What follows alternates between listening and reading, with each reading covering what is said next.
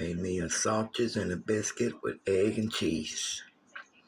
My breakfast this morning, and got me some orange juice. Orange juice.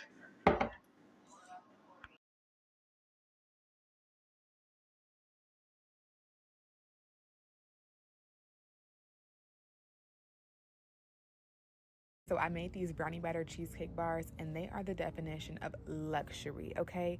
So smooth, chocolatey, and rich. And they single-handedly changed the brownie game because now every time I eat some brownies, I'm gonna think about these. So I started off with some good old brownie mix. I'm using Betty Crocker's Original Supreme Brownie Mix with the syrup in the pack. The syrup is a game changer as well, but you can use any brownie mix that you want or prefer.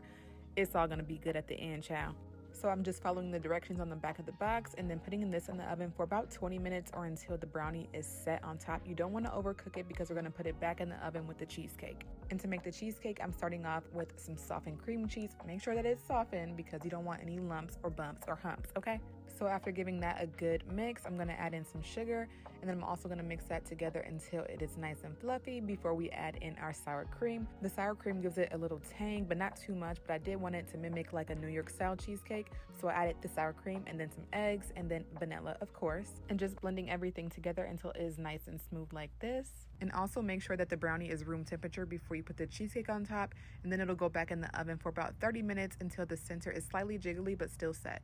And as soon as it came out the oven, I let it rest at room temperature and then popped it in the fridge just to cool off a bit before I add the ganache, which also happens to be my favorite part of these brownies.